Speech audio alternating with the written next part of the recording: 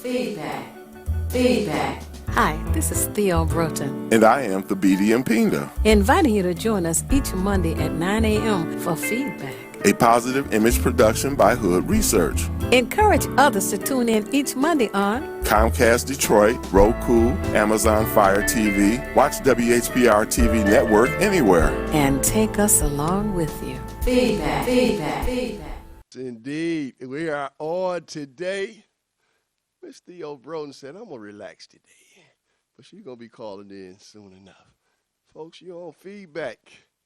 WHPR TV 33. We got a seriously lovely special guest with us today.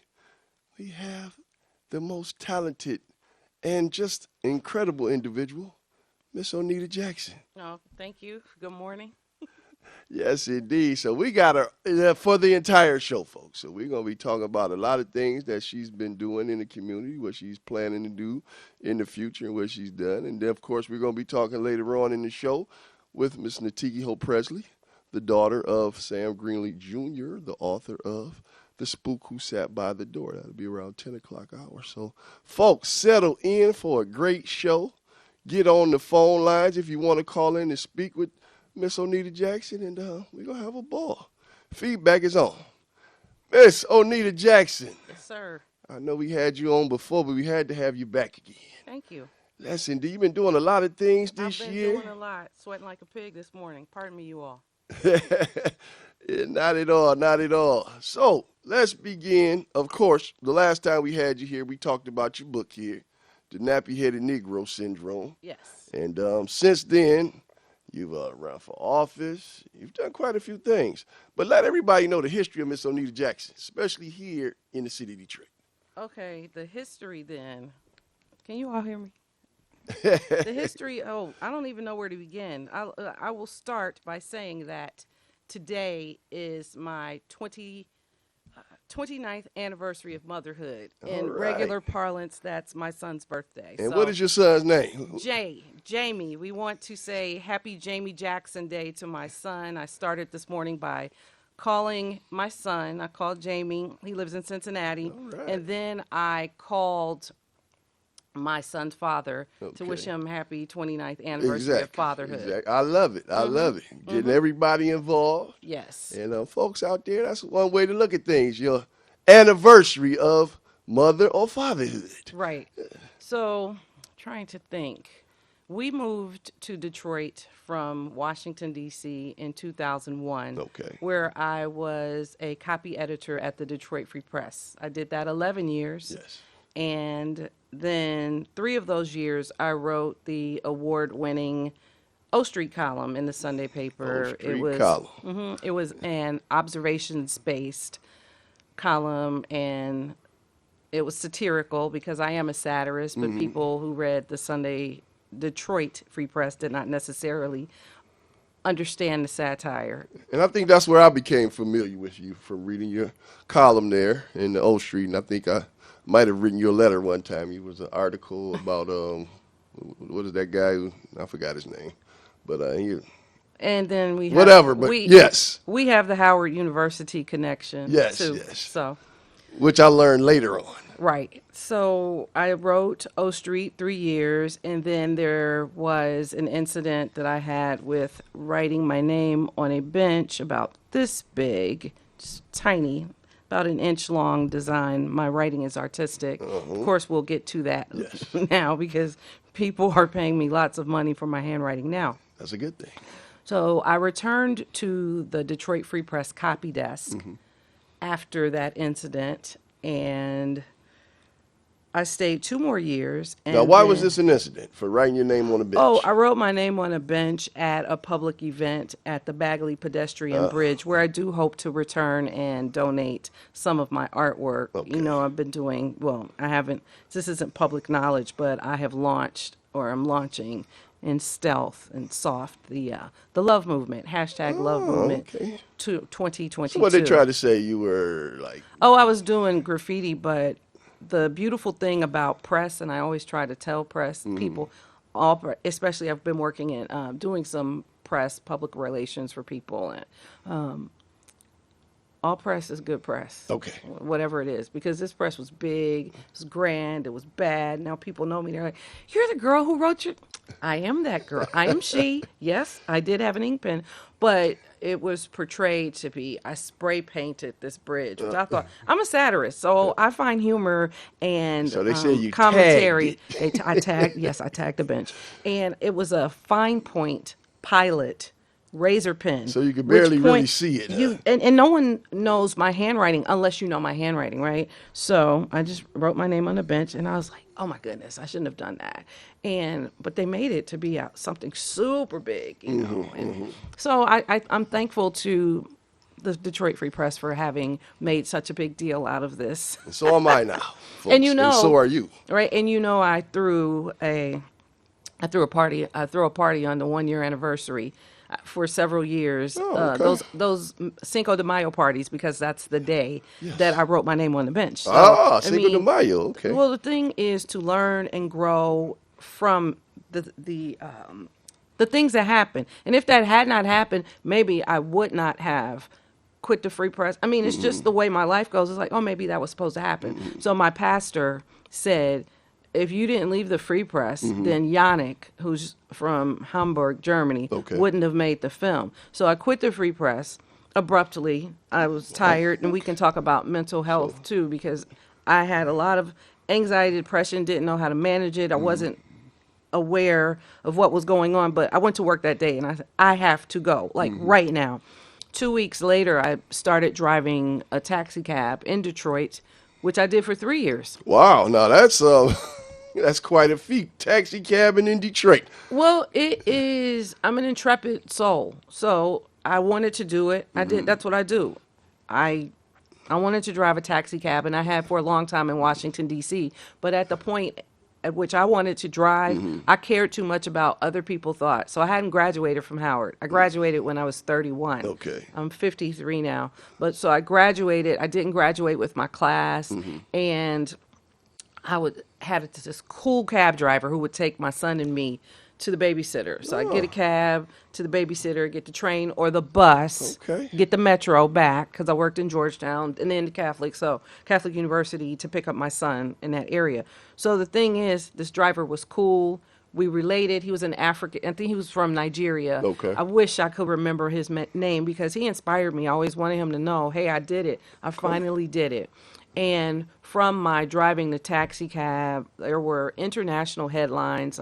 People came in from Al Jazeera English to interview me. And there was that Onita the Magnificent article in Our Detroit Magazine. Okay. And then I saw that. I think you've I have seen that. Yeah. There have been different specials. And one of the things that people don't know that I did while I was driving a cab, because I have the background as a journalist, I was a fixer, an international fixer for journalists from Paris, London, BBC. Now, what does a fixer do? A fixer is a person who makes things happen. So most people are familiar with Olivia Pope and Scandal, where she made things happen. So a fixer is a person who, in journalism, who knows The area or something like who that? knows, not only knows the area, but can connect people with contacts. So, for example, I worked for a team from Madrid. I think it was Madrid. It's not Barcelona. It was, let's see, Le Petit Journal. They were French. But these people were Televisión España. Okay. And the thing that's important about my job there was Alicia had never, there were a team of like 3 women and 3 men and 1 woman. Gabby, Angel, I can't remember them all, but she'd never worked with a fixer ever. You know why? Because everywhere she travels on assignment, and that's the equivalent, that's tantamount to Spanish public television. Everywhere she has gone in the world, they had stellar public transportation. She had to hire somebody to get around because she couldn't manage that in Detroit. And what have I been doing the entire time I've been here, talking about public transportation? Yes, sometimes I did have a car. My mother bought me a car when I moved here. And sometimes when I didn't want to drive to work, I got on the bus. Through 5 mayors that I've lived in this city, public transportation has always been terrible. And, I moved to Chicago. and I'm back for a few weeks. I still, I'm there, but I'm here now. And that's been the biggest frustration still. DDOT, riding DDOT. Yeah. They're calling me now. Say, Right. Tell them 313 right. 868 4336. We're also streaming live on Facebook. Is that correct? Yes, we should. Okay, so go to Facebook and we can talk. So I ran for city council last year, and my only platform was DDOT. Now, you ran at large, correct? Yes, right in at large. I think I got 80 votes, and I'm happy for any. I was just going to vote for myself, so I'm happy that 79 people joined me, right? And people are like, oh, I'm so sorry you didn't win. It's like, I did win. If my goal had been to sit on city council, I would have won. What I wanted to do was to increase the knowledge and awareness about the deplorable, piss poor public transportation system here in Detroit. And what's interesting here? We have such provincial thinkers. Well, the car companies didn't want it. Yeah. Oh, they claim. There's always they. So why don't you tell me this? Why do the smart buses run well? Why are the smart buses clean? Why are the smart drivers professional? All right. I mean, 2 weeks ago, I was on the bus. I wrote it down. The driver was cursing at a customer. So here's what happened. In the backseat of the bus, this is a Grand River bus. I think I wrote the notes here. Grand River bus. Let's see. Where is it? DDOT. Grand River. Because I know I used to keep up with your stories online of your escapades with the Detroit Department of Transportation. I even wrote a column asking Mayor, at that time it was Mayor Bing, asking Mayor Bing to ride the bus with me, and people in his office thought it was cute, right? So now, let me tell you, now I left, and now I'm back, and people are sending me messages. For example, Patty Fedewa on Jefferson and, I think it's Van Dyke and Jefferson. There's a big billboard that she had, right, yes, by Van Dyke, by the UAW.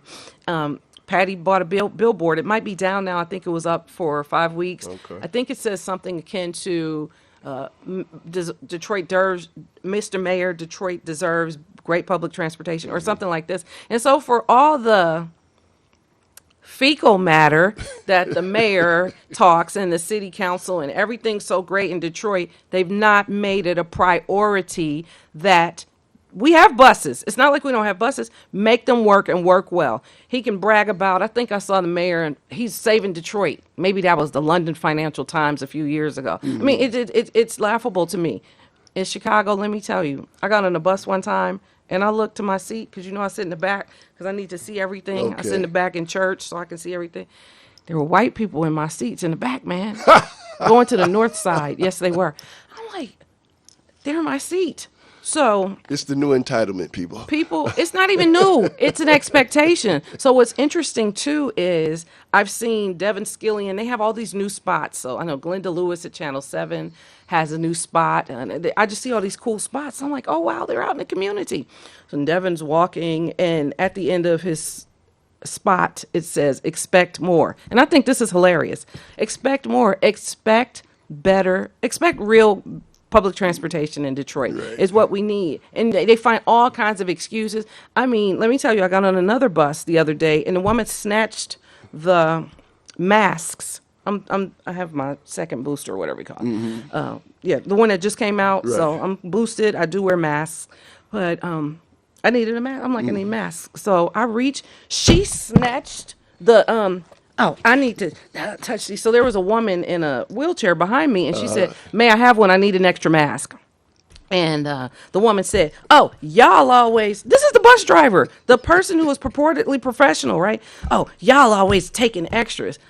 If there's anything that you want to take extra of, it is a mask. You understand what I'm saying? Right. And a free mask, and she had a, oh man. Look like you done got her riled up out there, Miss Jackson. We got us a call that just popped in. What? Let's see who we got here. All right. I'm happy to make noise and get in trouble all the time. Indeed. Yes. Good morning. You're on Feedback with Mark Cummings and Miss Onita Jackson. How you doing? Who we talking to? Tiki Hope Presley. Good morning. Oh, the Tiki called in early. Do you mean This Natiki Hope Presley with an introduction by Natiki Hope Presley. Good morning, Natiki. Our Howard University. Tiki, hi. How we doing, Good Miss? morning. Good morning. Yes, indeed. Good to hear from you. And hey, you coming into town on October the 1st, huh? I'm coming to the D on the. Actually, I will be there before the 1st, but I'm excited about the event happening at the public library on Saturday, October 1st. Okay, now is there any secret event we need to know about on Friday? You mean the Well, it private? wouldn't be a secret if I told you. There's a private event. Yes, there is a private reception in Okay. Cass Corridor for Natiki. So we'll just say that, and that way they can just try to find it. Right. But I won't say the name, but thankful to a woman on Cass and Willis who is hosting this private event, and I'm asking Good. all the Howard University people, you'll be getting your invitation soon. It's just small. We want to show her a lot of love. Yes, indeed. Yes, Natiki indeed. and I were at Howard together. Well, she's here. Talk, Tiki. Yes. Well, hello. Thank you, Onita. You are welcome. Yeah, I am excited about coming to Detroit. Actually, this will be my first time as to Detroit to everybody. I just want to come, talk, hang out a little bit, Yeah, that's what we and get a want you chance do. to have people talk to me about the book and ask some questions. It's gonna be a lot of fun. It's a beautiful thing. And this is the second edition. That's why it's a big thing. The second printing of The Spook Who Sat by the Door. Correct? Yep, this is second edition. I did this second edition to commemorate my father. I wanted the book to be remembered. I wanted to revitalize the book once again, get it closer to the front of the bookshelf so people could read it again if they had read it before. Read it again if they knew about it. They can talk about it again. It's an important book, so. It was required reading when we were at Howard University. Why don't you tell us, Tiki, about, let's see, Wayne State University Press released a second edition in June, and you kicked off Sam Greenlee Day in Chicago, where your father was born, and he was beloved in the community. So why don't you tell us about that first stop on the tour, how you felt, what you did there in Chicago, and this second stop. Tell us about, that. And the Sam Greenlee proclamation, which was pretty cool. Yeah, well, absolutely. It's more than cool. It was an amazing opportunity to celebrate my father, Sam Greenlee. We wanted to start everything in Chicago, and Anita was wonderful in that she came up with some ideas about how we could do that. And we were able to get a proclamation in Lee. It would be first ever, so we will be celebrating that every. Okay, That was the first one in Chicago, and it was a wonderful chance to really introduce the second edition, to talk about the book again, to talk about Sam Greenlee again. We were able to stand in front of his residence, where he stayed for many years in Woodlawn, in the Woodlawn community, which he loved very much, and celebrate that day with his neighbors and friends. And so it was just absolutely beautiful. At the end of that evening, we were at the Stony Island Arts Bank and got a chance to celebrate once again with some of his closer friends and family who came out to have a conversation with Anita, and we talked and enjoyed each other's company. But it was probably the best to start everything off. Soft, that was the best way to do it. Now, are you on the speakerphone on Natiki? I am not. I'm on my cell phone. Okay, good, because we were having a little break up there for a second. Now, did I hear correctly? I know I was keeping up with you guys when you're doing the proclamation there in Chicago. Are they thinking about making the site of your father's home a historical site? Well, what's going on right now is that they're thinking about renaming that stretch of street after my father, Sam Greenlee Jr. Yeah, we are certainly working on the historical site second, but right now there is a petition for the renaming of that. I apologize if you're hearing a little reverb, because I am as well. It's okay. We got you, though. Yeah. Just keep bringing the love. That's what's important. One thing that struck Yes, me sir. when Natiki was in Chicago, and she and I she'll be in conversation with me Saturday at the Detroit Public Library main branch. The main branch, okay. Yes, the main branch. And please, if you have not, go sign up, stop by, say hello, because the library is undergoing renovations. And do they have the RSVP space, for this? Yes, and I was told, and then I was officially told that it was sold out, which it's, sold out. It's free. It's free. But you still must register. So I know how many people were inspired by this book. Even in my book, Nappy Headed Negro Syndrome, there is a chapter titled The Spook Who Stood by the Door. And that's my experience as a hostess at the Grey Ghost restaurant in Detroit.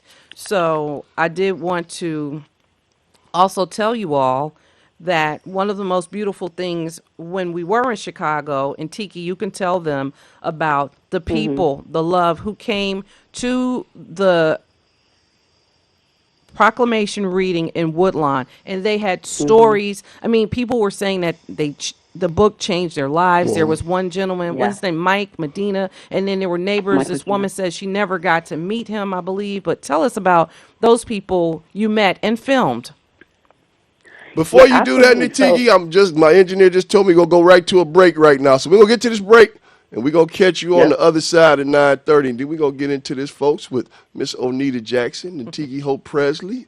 Folks, this is just a blast this morning down here at the feedback. Thank you for having us. I'm excited. Go ahead and take us to the break, Mr. Tim, the money man Smith, the best engineer in the business, people. It's time to do something more. Join the Detroit Police Department, either straight out of high school or make a bold career change. Officers start at $40,000, plus health insurance, paid vacation, retirement plans, and more. Apply online at joindetroitblue.org. It's the These Nuts Show with your host, Butter and friends. Butter here, magician escape artist, practicing for my show tonight. Come on in, have a seat. Everybody settle, Butter, you're on in 5, 4, 3, 2. In a few seconds, you gotta be enough to get out of this one. Twist a little turn, ta-da! It's showtime. It's your old friend Butter here. I may be a nut, but I know to wear my mask. Please welcome my first guest tonight, fitness guru, Wally Wallman. Wally Wallman here to tell you to wash your hands with soap and water for 20 seconds so you will stay healthy and strong like me. Almond Cruz here, sliding in with the news. Distance is what we must do to stay away from the chew and other germs in the air that might be trying to get on you. Social distancing is a wonderful way to see friends. As long as you're 6 feet apart, you win. Hey there, friends. I wouldn't miss this for the world. It's me, Pumpkin Spice, your healthy girl. Remember, it's important to use your kind hearts and follow the signs to stay healthy and safe at all times. Chica Chiminsky here to say, don't forget the little ones that need you to lead the way. That's how we remember to wash our hands, mask, and social distance today. Morgan Raisin. Yes, it's me, here to sing about health and safety. We are all here to help get a message out to your grapevine, teaching healthy choices to stay safe all the time. Don't let these guys drive you nuts. Put your mask on first. They'll let you be. And it keeps me safe from the chew that's trying to get on me. Butter me up. She's right, you know. Thank you, Hallie Cranberry, for joining the show. Let's all be nuts about our health. Social distancing, wash your hands frequently, use hand sanitizer, and wear a mask. Practice what we learned to stay away from the germs. We're all in this together. Coming soon, the many adventures of these nuts in a theater near you. This is Bruce Simpson, your City of Detroit ombudsman. I am here to address all of your complaints and concerns. If you need assistance regarding city services, please contact my office at 313 224-6000 or contact us via email at ombudsman@detroitmi.gov. This is Bruce Simpson, your City of Detroit Ombudsman. Feedback. Feedback. Hi, this is Theo Broughton. And I am Thabiti Mpinga. Inviting you to join us each Monday at 9 a.m. for Feedback. A positive image production by Hood Research. Encourage others to tune in each Monday on Comcast Detroit, Roku, Amazon Fire TV, watch WHPR TV Network anywhere. And take us along with you. Feedback, feedback, feedback. Yes, indeed, folks. We're back, and I'm telling you, we are excited. On the phone, we have the daughter of the author of an iconic, most iconic book for everybody in the United States and across the world, The Spook Who Sat by the Door. Sam Greenlee Jr.'s daughter, Miss Natiki Hope Presley, is with us this morning. Say hello to the viewers and listeners once again. Hello, everyone. Hello, Yes, hello, and thank you again, Mark, for having me. Oh, man, it's always a pleasure to have you two on, you and Miss Jackson. You guys are like some real dynamos, and we love you when you come down and speak with us. And just having Miss Onita Jackson in person is just a super, super blessing. Yeah. So as you were saying, you were in Chicago. And yes. It was a beautiful day, a decree from the mayor. Let us know more about that experience. Absolutely, absolutely. So it was an absolute privilege to be able to stand in front of my father's residence, as I mentioned, on South Kenwood Avenue in Woodlawn, in Chicago. And we were able to talk to some people who, one, lived in the building, and then some people who were just in the neighborhood. Right. And a lot of them shared stories about just him in passing, a conversation in passing. Some people shared stories about knowing about the book, but never getting a chance to meet him. But one person, Mike Medina, who got a chance to spend time with him and also was very familiar with the book, shared about his experience, about this listening, just sitting under my father, listening to him and some other people share stories about the changes in time and the things that have been happening and occurring in our world. And he was just extremely educated. He was grateful to be able to sit under that level of wisdom. And he shared his story. I got a chance to videotape several of them talking about their experiences. And I think for me, that was probably the best part of the entire experience because it was really the people who my father loved the most. Okay. You know, my father was about the people. He loved that more than anything else. He certainly more than, did. Fame and acknowledgement. He loved to be able to talk to the people. And everywhere we went, I'm compelled because as a writer, I got to meet Mr. Greenlee, didn't know he was Natiki's father, and until I read it in the New York Times, Mr. Greenlee's obituary, I'm like, wow, right. And I was thinking of the burden that Natiki had to carry. I mean, I've known her since when did you come? You came in 88? I came in 88. I've known her since 1988, Howard University, and it wasn't until Mr. Greenlee passed. And I met him through Khaled, who, everyone knows Mobile History Museum. Khaled stayed above me. We lived in the same building, and he's like, yo, come upstairs. And I'm like, oh my God. Wow. So and the father, Mr. Greenlee, was so cool, but what was significant to me was everywhere we went had a story, not about the book, not about the movie, but about the man and his kindness. Right. He was a rabble rouser, as they said. I mean, firebrand, I love that. But he was kind. He treated everybody well. And this is for me, if ink pens, no matter what I'm doing, always to treat people kindly and with love and dignity and respect. And he would listen to you. I think that was Mike telling us. And he, be like, yeah, not really. But, he was just an awesome and amazing presence. And I can see that in Natiki. Like when I read this New York Times obituary, it just took me back to, and we weren't tight like this, but we always had mutual respect, love, and admiration on the campus of Howard University in Washington, D.C. And I'm just thrilled that the universe has brought us all together for such a time as this. And speaking of Howard, we have to mention Nia Augustine. You know, Yes. Nia, it begins, Nia, we went to Howard together too. Okay. So Nia is the person who made the proclamation happen. Okay. And then, now, does she work for the city or something? no, Nia is entrenched. Nia is Chicago, and her Okay. mother, Dr. Carol Adams, Dr. Carol L. Adams. Dr. Carol made a phone call, and then we were at the Stony Island Arts Bank in the Johnson Family Publishing Library, Oh, okay. where there was a signed first Of edition Ebony. of The Spook Who Oh, Sat the by the Spook Who Sat Door. by the Door. Okay. Yes. Got you. It was beautiful, and it was streamed. People can go back. I think it might be on the Theaster Gates's Stony Island Arts Bank website. If not, I know it's on the Sam Greenlee Junior Legacy webpage. Well, when right, you- Tiki? When you guys get around Yeah, to it, it's on just send me Facebook all page. that stuff, and I'll put it on the Hood Research page, and we'll get it out to everybody for sure, where they can find more information.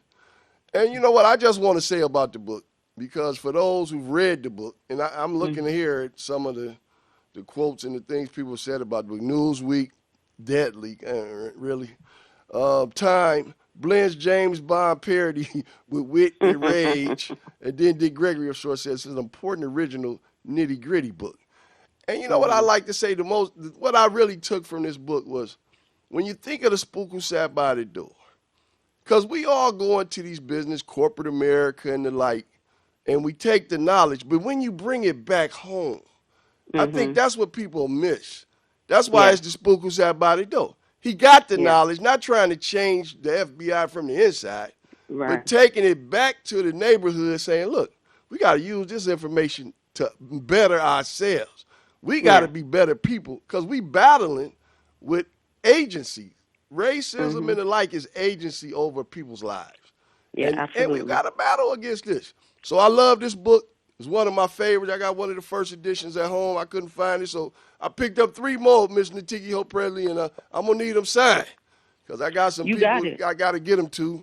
And they could get the book. Now, you wanted them to get the book from a specific place, right? Source Booksellers has the book. Miss Janet and Allison over there. Okay. They have the book. They will be at the library with the book. And then we're hoping, Zaina, also at Spectacles, has the book. So, Natiki, other ways people can get it? So you can get the book on Amazon. You can get the book at Barnes & Noble, anywhere major booksellers online. You can get that book. But I wanted to just say something to what you said, Mark, about the book itself. One of the reasons why I think people should read this book, right? One of the reasons, so many reasons, but here's one. Especially as a Black American, the reason why you should read this book is because this book discusses an array of challenges that we face in America. Okay. The ones that we face that are external, which you're talking about, racism, right? But also the internal issues, colorism, elitism, right? All of the things that we're addressing as a person living in America and the issues that we're dealing with. So the book actually is just amazing in that my father was able to talk about a lot of things in one book. You know, it is an absolute amazing, piece of literature, because it does get a chance to discuss the levels of challenges, from the things that we deal with internally to the things that we have to deal with externally. So, and one of the things you mentioned is exactly about bringing everything back to the community, bringing what you learned from the community. My family and I call that spookability. Spookability. We call that learning how to gather the information, how to not make yourself small. I know that's something that people feel like they have to do, but to gather as much information as you can, so that you can come back and bring that information back to the community, so that you can empower your own people, your own communities, your own family, et cetera. Yeah. Folks, put that in your vocabulary. Spookability. Spookability. Yes, indeed. Yeah. And we definitely going to post that up on the page. Yes. Because it's important. Ms. Jackson, talk to us. Well, Natiki, I wanted to ask you, because we were having so much fun in Chicago, what you will be reading, right? What will you be reading rather from the book? Because I enjoyed the insight in your introduction. Will you be reading from the book itself? What passages? Oh, I'll be reading several passages. I don't want to give it away, but I want to read some. I know there's some people who will come who haven't read the book at all, and there's some people who have read it many years ago. So I want to refresh everybody and bring everybody on the same page so we can have a really good, healthy discussion about it. But one of the things that I want to definitely read about is the issues of being a spook and how he deals with his mask and how he has to recreate himself. I mean, I think that's something that we all deal with being Black in America. Definitely. Is, yeah, right? So I want people to kind of talk and discuss that. Anita, you and I will definitely have a lot to talk about because we know and love the book, but I want people to be able to kind of connect to it and find their own connections. So I'll be reading several passages from the book, giving a chance to people to hear it, reading it out loud. So folks, yeah, it's gonna be good. Good. Now, folks out there listening, you can sign up at the Detroit Main Library's website. Go on there, and I'm sure they can just put in what Spook was out by the door, and it should take them to the link. The date. You just go to the Detroit Public Library's website, Main, and just then put it October 1st? Right. Just look up events, and Okay. it's right there. Okay. Natiki Hope Presley. Got you. And it's from 2 to 4 on Saturday, by the way. The narcissist in me, Natiki, would like to ask if you're going to, not if you're going to, but, how did the spook who stood by the door resonate with you when you read Nappy-Headed Negro Syndrome and other references in popular culture? Because your father wrote this. Oh, here it is. The spook who stood by the door, I spook. And is it Snowfall? Because this book came out in 1960. What was it? And the movie followed just a couple. The book came out in 68, 69, and then the movie followed later in 70. Right. And 72, yeah. Is it Snowfall? Who meant Snowfall? Snowfall. Mm-hmm. Tell us about the popular culture references and, the spook who stood by the door. How much time do y'all have? Well, it looks like we got some time now. we have Natiki Hope Presley How much time do time. y'all have? And hello to brother-in-law. How To popular Dawn culture Terry. steals everything. Yes. So, Anita, the narcissist in you, hello. Hello, Ken. I love you, Anita. Right. I really, for one thing, I think the Spook Who's Out by the Door resonates with everybody across, not just in America, but, around the world. There's people from the UK and Africa and other people who are familiar with this book. Mm-hmm. And the question is always for me is how does it resonate with everybody? Mm-hmm. And one of the reasons why it does is because we all deal with that issue, that issue of being in an environment, that's not our own sometimes, or that's being, I guess, being taken from us, right? Cultures that are being stolen from us, and having to find a way to redefine ourselves, right? And so dealing with the identity issues that a lot of us deal with as Black people, not just in America, but in the world, and having to establish ourselves. And so I think the book resonates with a lot of people because of that reason. Snowfall used that book specifically because I don't know if everybody has gotten a chance to see the show, but there is some really important parts of that story that everybody should kind of check out. Do you know the season and episode we might look? I would love to say the season episode, but I honestly can't remember. I have it but written somewhere. Well, I had the young guys on from Black Men Build, and they were reading the book at the time. I think you recall. Yeah. And they had mentioned the Snowfall episode. Yeah. Yeah. And a lot of the younger guys now, Donald Goins and your father, they take into a lot of this. It was just the street thing because during the 60s, 68, 69, those are tumultuous times. We didn't already lost Malcolm X. We didn't already lost Dr. Martin Luther King Jr., the Black Panthers were up like, look, we done had enough of this foolishness. And we were really telling society that it's not going to be the same anymore here in America. And unfortunately, I wish we'd have stayed on that pace. But nonetheless, we were really putting it out there that, hey, we've had enough. And, we were putting it out there. We were letting people know there's going to be some changes. And I think that's what this book speaks to. We trying to get to some changes here. And a lot of these young brothers want to see some change. That's why it's sort of a battle between the old and the new. You know, the old guy, they vote this and do this. The younger guys are like, look, it don't seem like this is working. What else do we have to do? So we got a battle to make all of this work together because we still need to vote. We still need to do things in the community. We still need to understand that sometimes you're going to have to get a little louder than other times. Yeah. And we got to start to figure out how to meld this. So I think this book can be a bridge between the streets, the offices, all of these things, and bring them together and realize that just being black in America is a battle. But we can make this battle and win at this. Because that's what it's about. Because that's why, I mean, Onita Jackson, nappy-headed Negro syndrome, I mean, pretty much she's saying, look, we got to get over getting treated like, crap. Because that's really what the book is stating. When you got to recognize when people are disrespecting you and let them know that they had enough of this. Yeah, absolutely. I was going to address the nappy-headed Negro syndrome because I think it was a nice nod to my father, and I really appreciate that Anita wrote that in her book. But I think she was talking about being in a corporate environment, being in an environment where you're always attacked. Mm-hmm. You're always on the ready because you're always attacked. Your talent, what you look like, what you speak, what you wear. I mean, everything is under attack constantly. And you're always underestimated. Yeah, you're always in the boxing ring.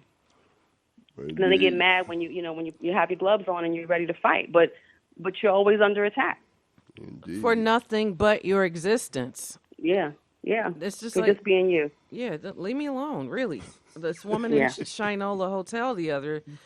Oh boy. Yeah, those microaggressions and all the other stuff. Yes. That's all violence. It's violence. It is. It's violence. And that's what we'll talk about that at the library, but we'll talk about violence and aggression. Mm-hmm. So I'm looking forward to it. I would just ask everyone in Detroit who has a Sam Greenlee story. I remember when we posted that this was people had stories, and oh my goodness, I read. It's like, look, she's here, okay, for the first time. Natiki will be here, and we're just going to show her all the love. And we will be at Easter Market hanging out Saturday, so you want to run into us, look for us in Sam Greenlee shirts. Sweet Sam Greenlee shirts. Natiki. Yes, ma'am. What else do you want to tell us? I love you all. I thank you so much for having me. I'm looking forward to meeting the people of Detroit. So come out and hang out with me and Anita. Indeed. And we're looking forward to having you down, and it's going to be a booming function. I'm certain of this. And folks, like she said, and folks, if you got the time, read the book before you walk in on Saturday. Right. So, it'll just take depends on how fast you read, but you can definitely do it in 3 hours. I want to thank Miss Christine Peel over at the Detroit Public Library and Miss Stacy Brooks over at the Detroit Public Library, and just Miss Janet at Source. Miss Janet is a nonfiction bookstore, but she has The Spook Who Sat by the Door, so that will tell you, all you readers, come out, Just come bring the Detroit love, you all, please. Indeed. And definitely we're going to do that. And Hood Research going to be in the building. And, folks, it's all about connecting all this love together. So, once again, we want to thank Miss Natiki Hope Presley for spending a little time with the folks here at Feedback. And just what you want to leave the audience with before we let you go this morning. Well, I'll leave y'all with this. Spookability. Think about it. Think about your spookability. And we'll talk about what that means, but think about what that might mean for you. Everybody's got an opportunity, just so you know. Everybody. All right, folks. Well, there it is, folks. Spookability. Yes. We're going to roll with some spookability right now with Miss Onita Jackson, because she got some more stories to tell, folks. Yes. And you'll be able to see it, folks, because the rebroadcast will be on YouTube. And anytime you want to pull it down, you'll be able to see this show, because this is a historic show. Thanks again, Miss Presley. Thank you, Tiki. Thank you. Yes, ma'am. A lot of love. Peace. Thank you. Bye. Love her. Yes, indeed. That's beautiful. And I'm telling you, that's what's happening. So, folks, Miss Theo Broden, y'all out there, get a chance, give us a buzz. You know the number, 313-868-0351. 313-868-4336. Call in and so we can talk with you. And you can talk with Miss Onita Jackson.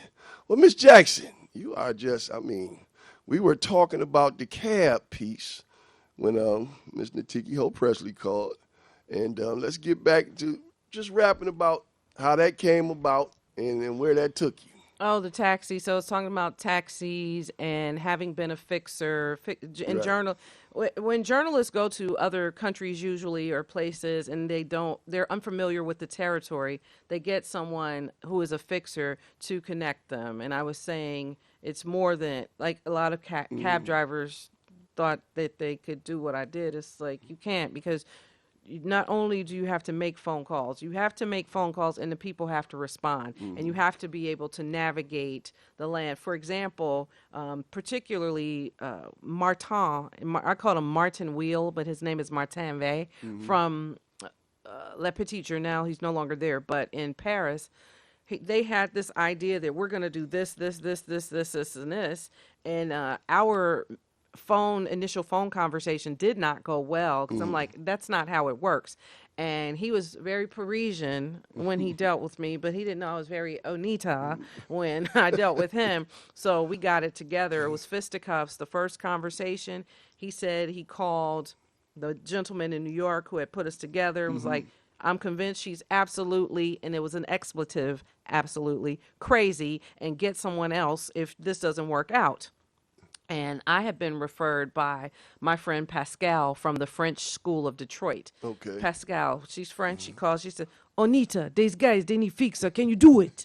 And I said, yeah. So we did it. And I'll just skip all the Onita color just to tell you that when they left, and it was a 2-person team, he said I was the best fixer they'd ever had in any country. And he went to a country during that time every week. And I was the best one. So that was cool. I enjoyed fixing. It was difficult when I did the Spanish one. I was tired. Man, it's just constant working, and they want to go here at this time, then 2:00, and then it's like, no, listen, this is over here. You have. I mean, it was fun.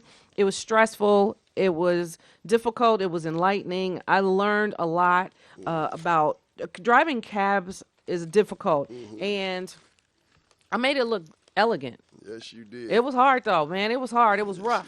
Now, you have to be able to, it's so much. Now, we're going to get to this piece because you mentioned stress. We're going to get to this piece. So we talked about it in the car, about the stress piece and dealing with this stress because, folks, we all dealing with some things out here. It's rough. And this sister has been all over the place, all over the world, actually, doing things. And it can be stressful when, people depend on you and, you got to do a lot of things and you got to do them well. Right. So there are all kinds of. What I was telling Mark when we were in the car is I'm like, ooh, I'm on meds. I got Zoloft, and I have a low dose. But so seriously, oh look at you, that's so cute. So I got this sterling silver case to keep up with my meds. So I have had anxiety and depression for, I guess, forever now. But I've just begun to take meds when I was 51 years old. So I'll be turning 54 this year.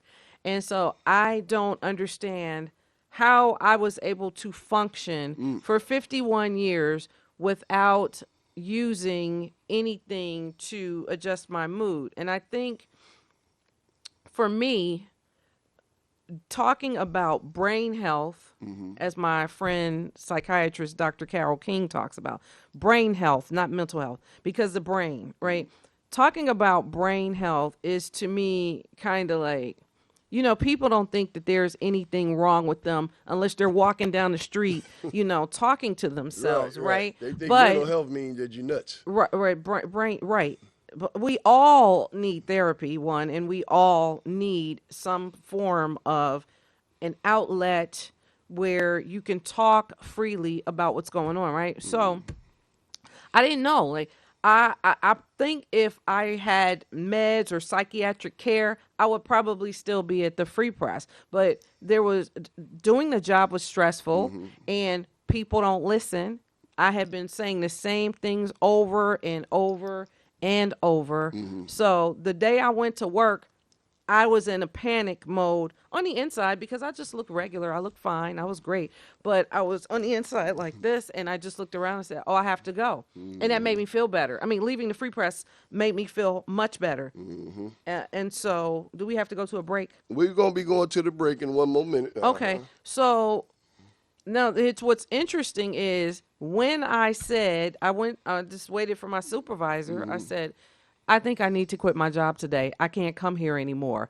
And we talked for a long time. And then he said, well, okay, now we have to go to the next editor. And I said, okay. He said, so, just go back to your desk and do some work and I'll call you. I said, oh, I don't think you understand. Right.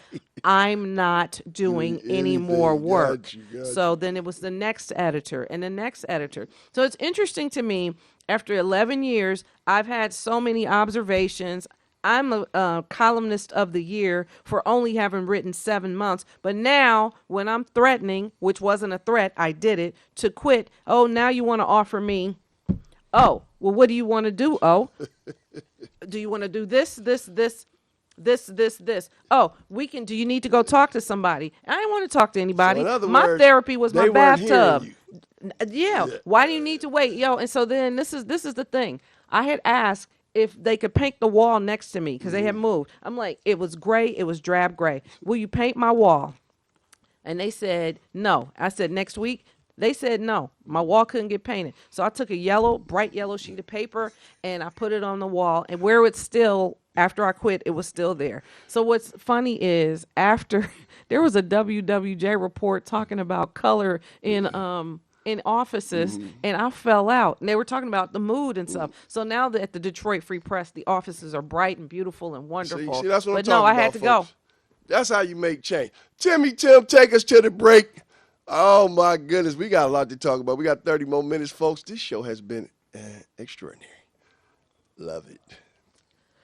It's the These Nuts Show with your host, Butter and friends. Butter here, magician escape artist, practicing for my show tonight. Come on in, have a seat. All right, everybody, settle. Butter, you're on in 5, 4, 3, 2. In a few seconds, there gotta be enough to get out of this one. Twist a little turn, ta-da! It's showtime. It's your old friend Butter here. I may be a nut, but I know to wear my mask. Please welcome our first guest tonight, fitness guru, Wally Wallman. Wally Wallman here to tell you to wash your hands with soap and water for 20 seconds so you will stay healthy and strong like me. Almond Cruz here, sliding in with the news. Distance is what we must do to stay away from the chew and other germs in the air that might be trying to get on you. Social distancing is a wonderful way to see friends. As long as you're 6 feet apart, you win. Hey there, friends. I wouldn't miss this for the world. It's me, Pumpkin Spice, your healthy girl. Remember, it's important to use your kind hearts and follow the signs to stay healthy and safe at all times. Chica Chiminsky here to say, don't forget the little ones that need you to lead the way. That's how we remember to wash our hands, mask, and social distance today. Morgan Raisin. Yes, it's me, here to sing about health and safety. We are all here to help get a message out to your grapevine, teaching healthy choices to stay safe all the time. Don't let these guys drive you nuts. Put your mask on first. They'll let you be. And it keeps me safe from the chew that's trying to get on me. Butter me up. She's right, you know. Thank you, Hallie Cranberry, for joining the show. Let's all be nuts about our health. Social distancing, wash your hands frequently, use hand sanitizer, and wear a mask. Practice what we learned to stay away from the It's time to do something more. Join the Detroit Police Department, either straight out of high school or make a bold career change. Officers start at $40,000, plus health insurance, paid vacation, retirement plans, and more. Apply online at joindetroitblue.org. You're watching WHPS, Highland Park, Detroit.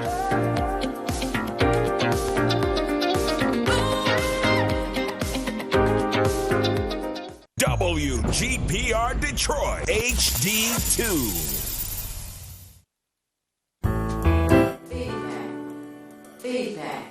Feedback. Hi, this is Theo Broughton. And I am the BD Pinda. Inviting you to join us each Monday at 9 a.m. for Feedback. A positive image production by Hood. Take us along with you. Feedback. Yes, indeed, folks. We're back. Hot show today. We've just been moving right along. Mrs. Onita Jackson, we had Natiki Hope Presley on, daughter Sam Greenlee Jr. the last half hour, just rolling right along. And we were talking about, before we went to the break, dealing with the stress, but not letting it be taboo to take the whatever proper. Have you ever wanted your own TV show? Have you dreamed of showcasing your talent for the world to see? Well, now you can. Have your own TV show. You can have your own 30-minute show. Not only will you be seen in the Detroit area, but you can be viewed worldwide. Be seen on WHPR Detroit Live, Comcast Cable Channel 91, on the web at TV33WHPR.com, with the TV33 app, on Roku, Google TV, Apple TV, and on Amazon Fire TV. Act now. Time slots are limited. Sign up today and get a free replay with the purchase of your time slot. For more information, call 313-868-6612. Visit our studios and receive a free TV interview to promote your business, church, or organization by appointment only. Is arthritis, rheumatism, inflammation holding you back? Even ladies' menstrual cycle pain? Order Hurt No More. It's all natural and it works fast. Go to 86pain.com. You know, I played in the NFL back in the 60s. We could have used Hurt No More after every game. I could have used something to relieve my pain. If you've got pain, I've got the answer. Hurt No More.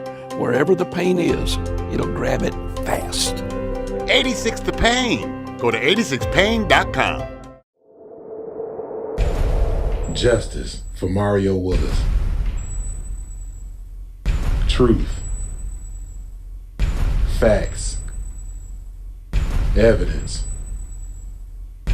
Matter. Log into justiceformariowillis.com. Read for yourself.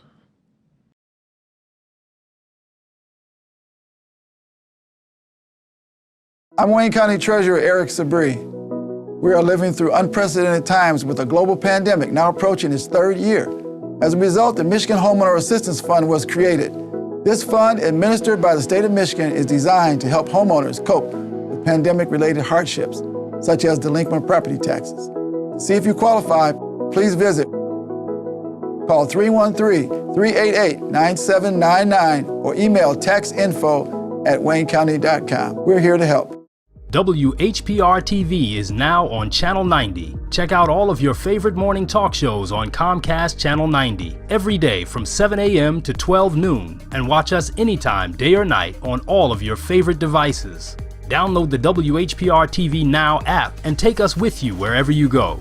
WHPR TV is now on Comcast Channel 90 every day from 7 a.m. till noon. WHPR TV, a Watkins Broadcasting Company. You're watching WHPS, Highland Park, Detroit.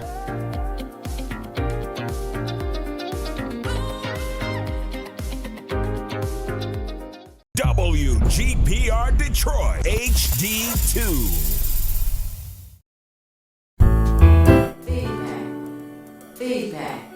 Feedback. Hi, this is Theo Broughton. And I am the BD Pinda. Inviting you to join us each Monday at 9 a.m. for Feedback. A positive image production by Hood Research. Encourage others to tune in each Monday on Comcast Detroit, Roku, Amazon Fire TV. Watch WHPR TV Network anywhere. And take us along with you. Feedback. Yes, indeed, folks. We're back. Hot show today. We just been moving right along. Mrs. Onita Jackson, we had Natiki Hope Presley on, daughter Sam Greenlee Jr. the last half hour, just rolling right along. And we were talking about, before we went to the break, dealing with the stress, but not letting it be taboo to take the whatever proper meds you need to center yourself. Now, from this piece, I know you said you realized some things about yourself going through all of this, and the main thing you realized was you are an artist.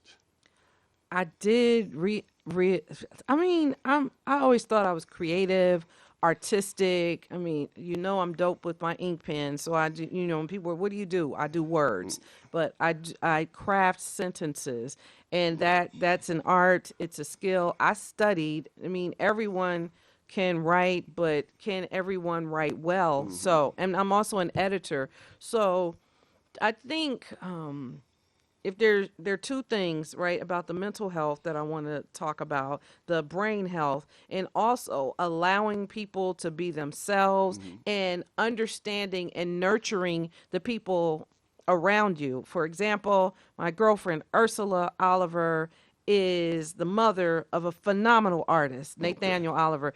And I've told Ursula, since I've begun to do what I do, that I appreciate her as a mother, because she allowed, her son went to the Duke Ellington School of Performing Arts in Washington, D.C., and Nathaniel Oliver, does amazing work. He went to RISD, the Rhode Island School of Art and Design, Rhode Island School of Design. So he's doing wonderful work now. What I love about Ursula, from the moment you've known her, my son is an artist. My son is an artist. Okay. My son is an artist. She recognizes that, right? I grew up, and hello, Kimberly Schindler from Miami Chapel. We went to 5th grade together. Hi. Thanks for listening. So, Ursula, what was I saying about Ursula? Oh, right. So I've learned from Ursula that I've watched her nurture her son and his art. I grew up, everything was pounded. Education. Right. My family does value education. Art is cute, but my becoming an artist and different, because in my family, it's like my brother in LA, I called him the other day. He's like, it's my sister. She's eccentric, So it's like a little different. And what is different to me? I'm just me. My father would be like, what you doing with your hair? I'm like, oh, Daddy, I just felt like, this way. Why are you wearing 2 watches? Why you wear different earrings? Why are you concerned about people being who they are? So I think that one thing we have to nurture in people is this: let them be excellent. Let them be great at what they do. So I have beautiful handwriting. We know this. And I've now, well, actually I started doing this 5 years ago. The hearts, the love movement. I have launched, I love that. in stealth, the love movement. It's just my expression of my art through my literal handwriting and my writing and ideas. So 5 years ago, Brenda McGadney, I know you know the Detroit Fine Arts Breakfast Club, and the Detroit Fine Arts Breakfast Club is amazing. But I had done a collection of hearts for Valentine's Day, I think in 2017. Okay. And Miss Brenda said, and they were these handwritten hearts with my silver pen. I use a silver, what is it? I can't even think of the name. But I use a silver pen. And you bought a heart, and there are people now going into their archives like, wait a minute, I have one of those little things. Right. So they've turned into, I did a collection when I got to Chicago. I did a 55 heart series collection, and I thank everyone who supported me. And for the first time live on television anywhere, I would like to present my paintings. Yes, let's see some of them. Yeah, no one's ever seen this love movement stuff, and I've done murals, 8 murals in Chicago, 1 in Milwaukee, and 1 at Sal's Pizza. am I holding it right? No, it's not a heart. It's upside down. It's upside down. This way. And I did there's the heart. one in Washington, D.C. at 13th and New York Avenue. Okay. And the one that I did in Chicago, in Detroit, gotta love Detroit. It was spray painted over, but I have the evidence. So I also have shirts. So this is my painting, and it is Love, Love, love. Hopefully I'm holding it properly. Okay. Yeah. So this medium I have found to be calming. And it's me with, everyone knows me. Ursula has said Nita always had a pen and she was always writing on something. I've been doing that my entire life. But this paintbrush, the strokes, even mixing the paint. I've been mixing paint. And it just comes naturally. And all I'm doing is painting. What are you doing? I'm painting. I can't talk. I'm painting. Really, I'm painting. I see the word love through there. There's yes. the E's. You can see the E's right. pretty good. Okay, There's so some of the O's. That's a piece. And I have had pieces commissioned since I've been in Detroit. This was a commissioned piece. The collector wanted beige and black, and this is more mauve. So I painted another, and he and his wife were pleased. So I want to thank them for this. Again, love. Right. Beautiful, beautiful. Then this piece. Good to have those commission pieces. Yeah, commissions are great. I like that with the checkerboard. Yes, it's a tessellated pattern, and it took me 17 hours to complete this.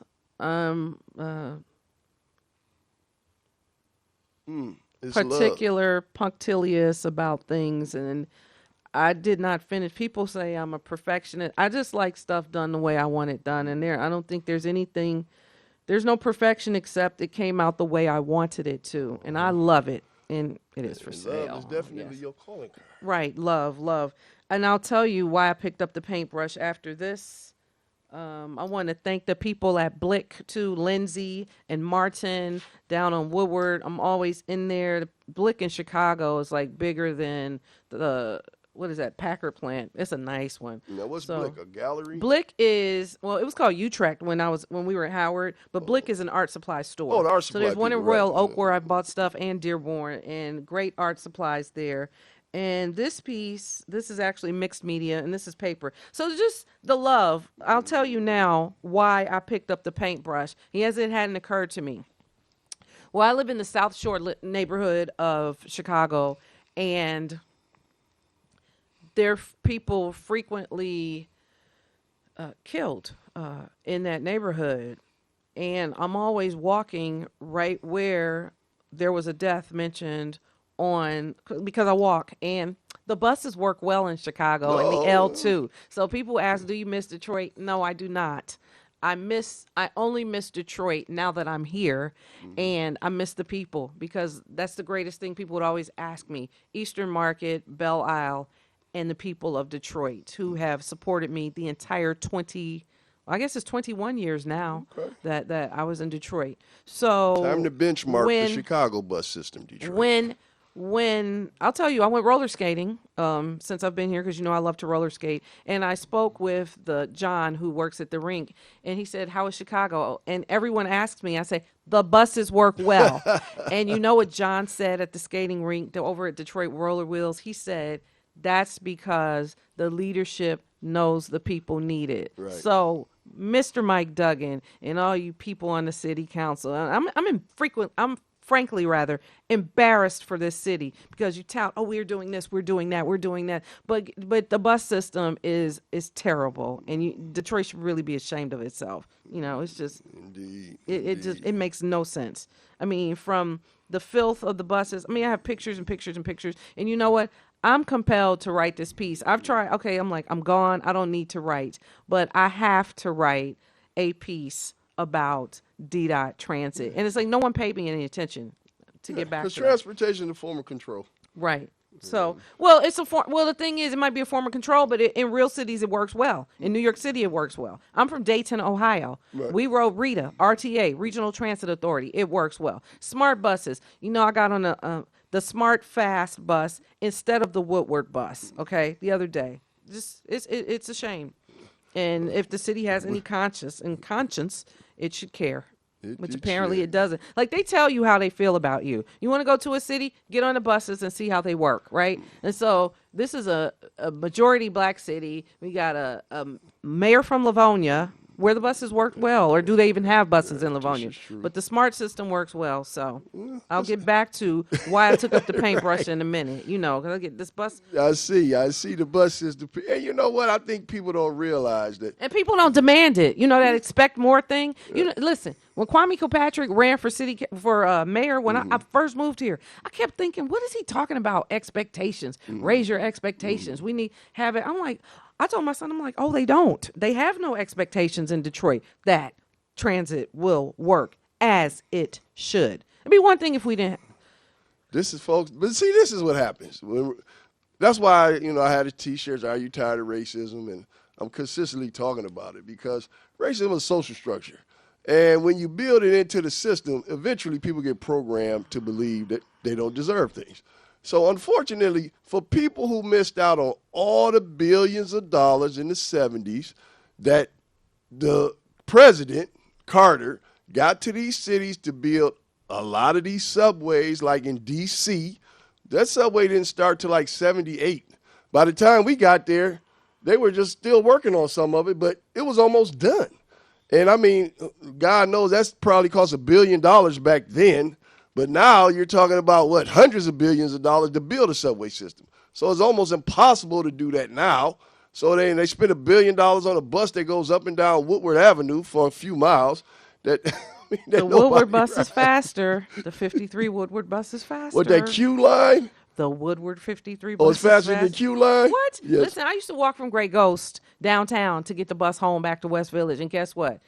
I was doing well keeping up with that. The Gentry train. That's what Joel Fluent Green, a magnificent poet, calls it. Yes. And let me tell you one thing. I'll tell you, you know what? I'll save why I picked up the paintbrush.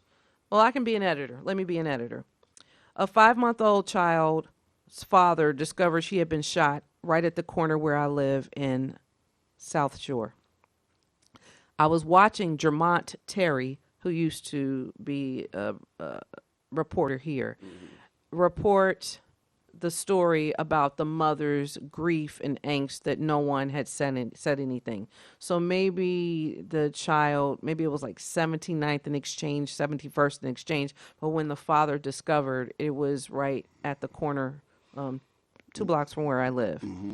And actually, I painted a heart there, but the mother's grief, no one was paying attention, she thought. And I tried to contact Jermont Terry through 2 reporters that I know. No response. I know everyone's busy, but it's like, in my heart, I was compelled. I'm like, I need her to know that someone cares. Right. I'm still trying to contact her. Her thing, I think her name is Juanita, and maybe the baby Harris or something. And that's a powerful sentiment. I started painting hearts in Detroit, and there've been no official commissions, but I put one where people can see them. There's one by the lake. There is one at on the railroad tracks, and they're huge. And you have had your work shown at the gallery, the art gallery over there on Grand River. What's it called? Oh, again? yes. That is Asia Hamilton's Norwest Gallery of Art. I did a show with 60 artists, including, maybe not 60, but Phil Simpson, who now is in Neiman Marcus, and even Miss Shirley Woodson. So I was pleased to show, it was the Griot Storytellers, and I presented 3 works.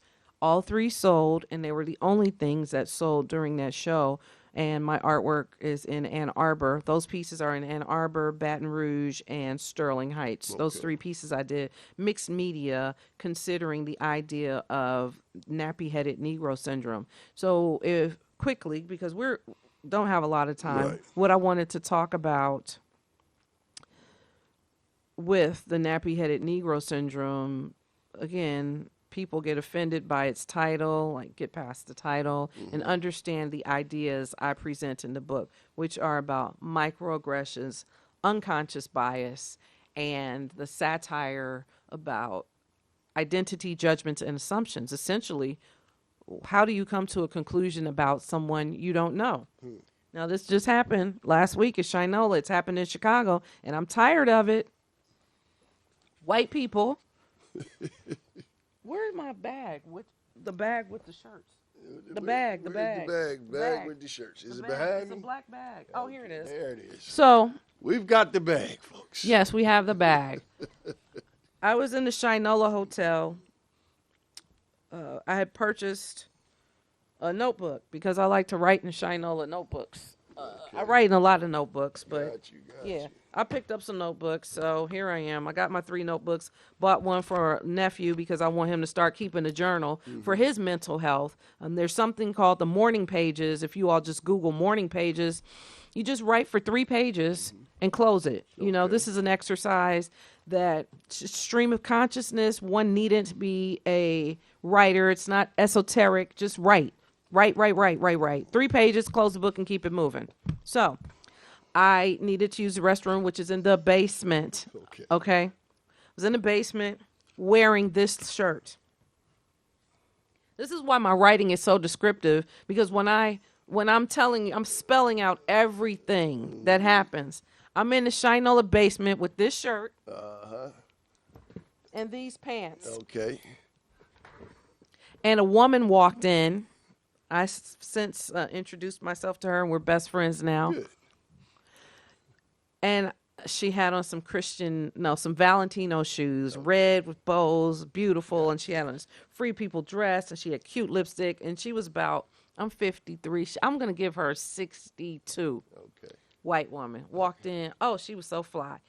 I merely said, "Wow, you look beautiful." She goes, "Oh, really? Thank you. Do you work here?" Just take the compliment. There are a few stories like that in the nappy-headed Negro syndrome. So here's the thing. Yeah, I already did this for you all. White woman, and I mean, black people make assumptions too. But I'm telling you, in the case of white people, just take the compliment. Just smile and nod. That's the next book. Smile and nod. If I tell you look nice, smile and nod. If I'm not wearing a Kroger name tag, white woman in Bloomfield Hills in the Kroger line asking me with my New York Times, do I work here? And I said, no, I do not work here. That's right. I am not wearing a Kroger tag today. If you don't see someone with a bullet, a target on their shirt, what's that called? The round thing, the target. It's a bullseye. You don't see a bullseye, don't ask a person if they work at Target. You don't see a Kroger tag, don't ask a person if they work at Kroger. You don't see me in an apron, don't ask me if I work at Lowe's. Do not do it. But that's what happened. So, you see this shirt?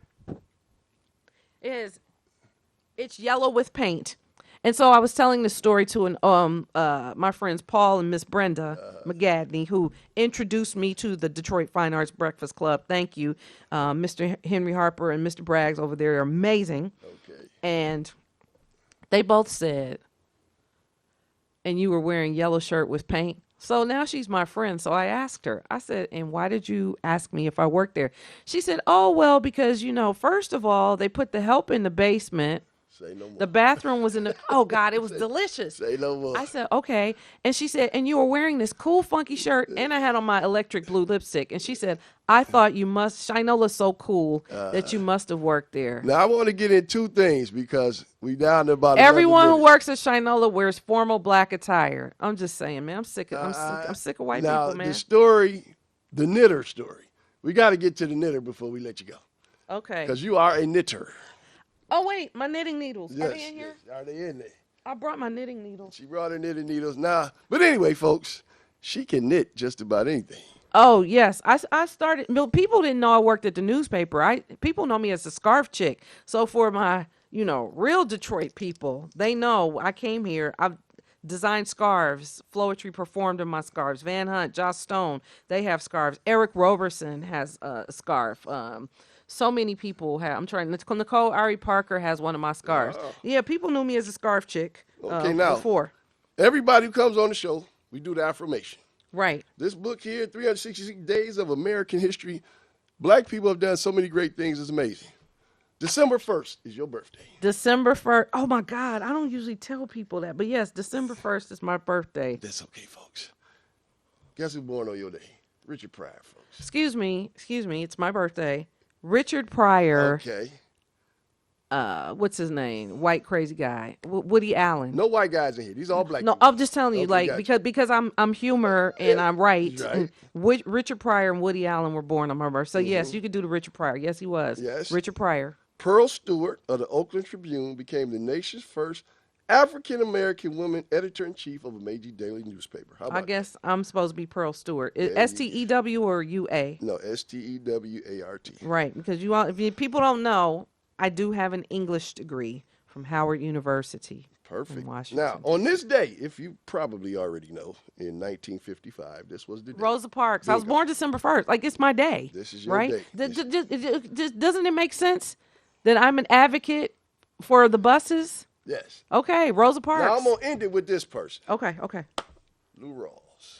You'll never find. Yes. Born in, of all places, Chicago, Illinois. Hey, Where hey, you right now, boy, this Oh, has been amazing.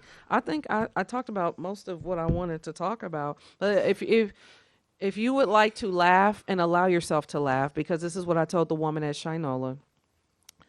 Read Nappy Headed Negro Syndrome, and it is on Amazon. It's $15.55. And it's the book with the white cover, because there's someone, they're like, your book is $200. I'm like, don't buy it there. Buy it where I told you.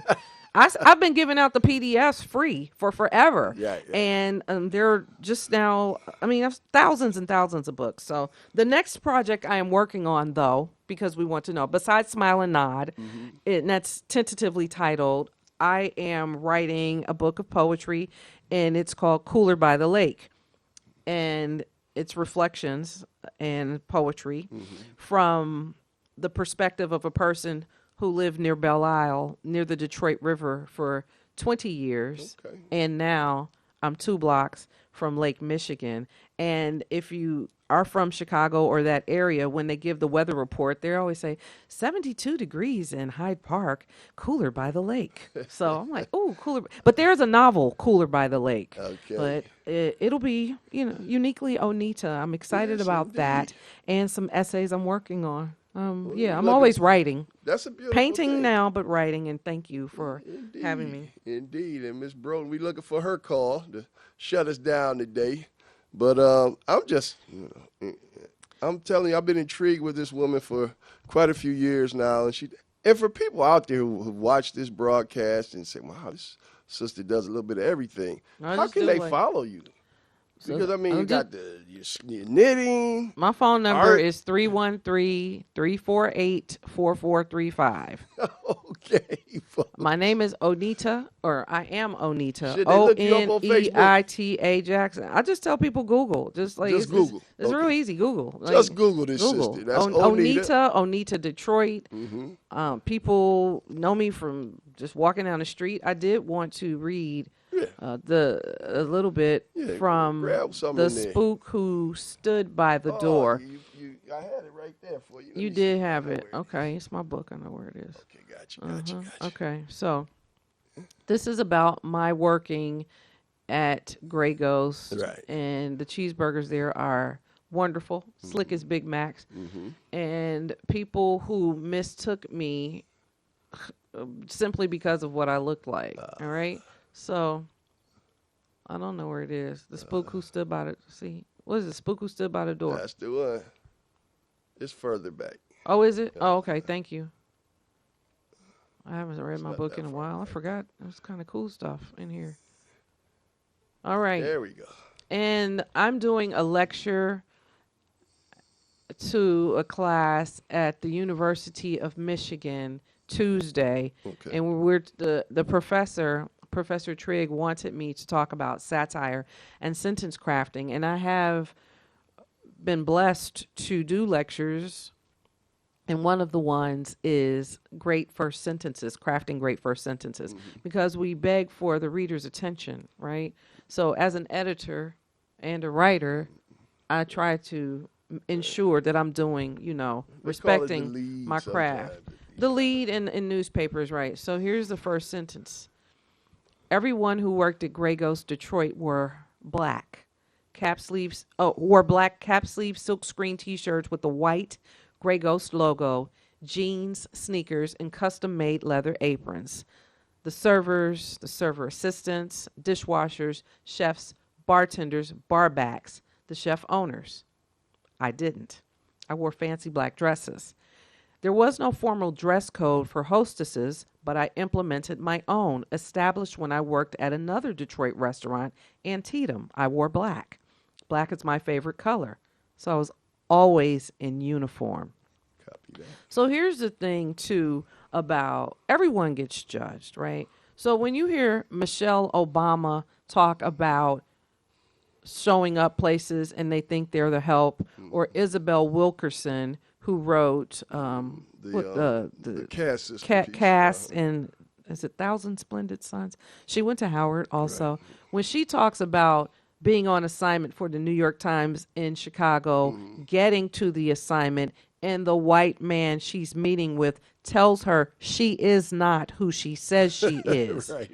Isabel Wilkerson. And then Melody Hobson, who is president and CEO of Ariel Investments. We got Miss Broughton calling in right in. Let's get her on in here and let's talk about it. Let you two talk and close us down. Hey, Miss Theo. Miss Theo, you on with Onita? We got 4 minutes. All right. Well, happy Monday to everyone. Happy Monday, Miss Theo. Thank you. Wish you were here. Oh, I too. But I have been enjoying the show thoroughly, and so happy that you all were able to be with us today.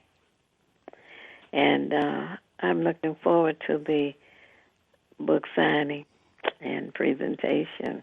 Thank you. I just want to let everybody to know that according to Hood Research, voting enhances self-respect, so respect yourself and vote.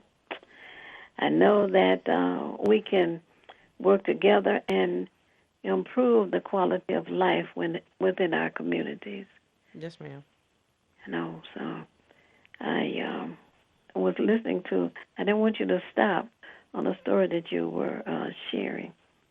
Oh, I was just saying that even people, you have famous people and people who ride buses, people who work in restaurants, former first ladies just get diminished in other people's eyes simply because of what they look like. There's no reason to ask a person if they're the help if they don't appear to be the help. And in Melody Hobson's case, she was throwing a fundraiser for Harold Ford. She arrived to the fundraiser and said, "We're here for the fundraiser." Yet the person leading them took her to a broom closet and said, "Where are your uniforms?" Yes, and all you have to do, just watch Melody Hobson's TED Talk. She opens with a nappy-headed Negro syndrome-like story. So this experience is not unique to Onita. And for the people, I just would have, just read the book. It's proceduralist, recursive satire.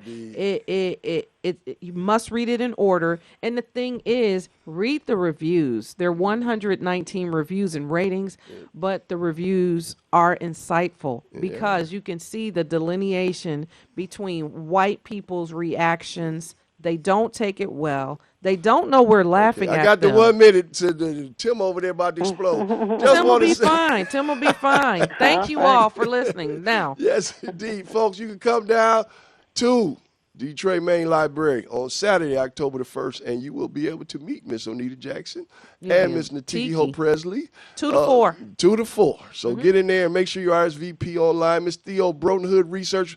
We out here trying to get things done. You do better if you know better. I'm telling you, join Hood Research because I'm telling you, we are connected and doing things in the community, and that's what's happening. So, Miss Broughton, take us home with a good love. All right. Well, just want everyone to know it's not necessary for you to know everything. What is necessary is for you to know how to find what you need. That's when right. You need it. And we at Hood Research seek out as much information as we can to share with you and encourage you to share with us to help us all make better informed decisions. And tune in again next Monday morning at 9 a.m. All right. Feedback. We love you folks out there. Happy birthday, son. Yes, indeed. Timmy Tim, we did it, baby. Feedback. Hi, this is Theo Broughton. And I am Thabiti Mpinga. Inviting you to join us each Monday at 9 a.m. for Feedback. A positive image production by Hood Research. Encourage others to tune in each Monday on Comcast Detroit, Roku, Amazon Fire TV, watch WHPR TV Network anywhere. And take us along with you. Feedback.